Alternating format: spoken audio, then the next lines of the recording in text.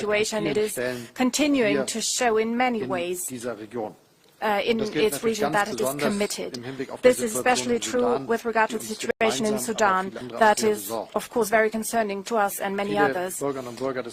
Many Sudanese people have taken to the streets over the last years, risking their lives. They have stood up for democracy and freedom, for a transition, moving from military structures to a civilian structure. So the army and the RSF must end their military struggle for power, which happens to the detriment to the people of the country, which leads to violence and destruction. There needs to be a transmission to a civilian government, and we are grateful for Kenya's commitment in this regard. Let me highlight it once more. We will do everything we can also to support the initiatives that have been taken. And also elsewhere, Kenya is committed. I said it before, in Somalia, Ethiopia, the Democratic Republic of the Congo.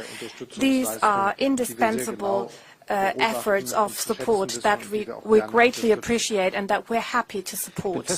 I am deeply convinced that initiatives for peace and stability in Africa, led by African states themselves, will only gain in importance. They are very relevant. And just as Kenya, we count on developing a multilateral world in which nobody tries to shift borders, in which the rules of international order are accepted on the basis of the United Nations Charter and the international law.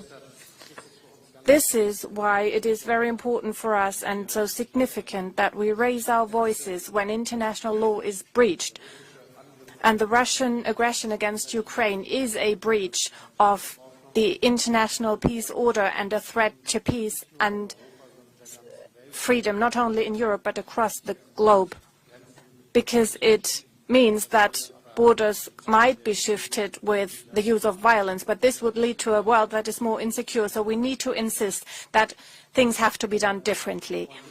We want to help strengthening our cooperation, move forward with global governance, and of course it is also important for us that African states are better represented and are given a stronger voice. Germany therefore supports the efforts for permanent African seats on the United Nations Security Council, and we also support a formal seat for the African Union within the G20.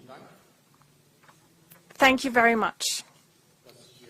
Thank you for welcoming me with such warmth in Nairobi, and I'm very much looking forward to seeing you soon again.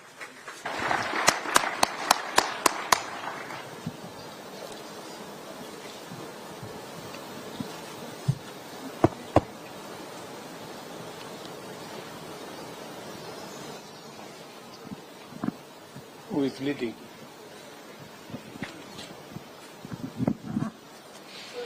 Hier ist Eckhard Lose, Frankfurter Allgemeine Zeitung in Berlin. Eckhard Lose, Frankfurter Allgemeine Zeitung, Berlin. Questions, one to the President, one to the Chancellor. Mr. President, you mentioned already the easier access from qualified people from Kenya or other countries to the German labor market.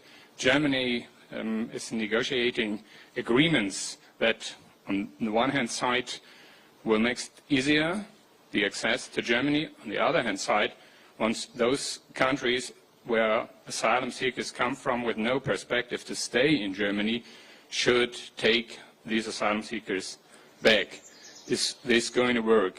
Und eine Frage an Sie, Herr Bundeskanzler. And one question to the Chancellor. How big is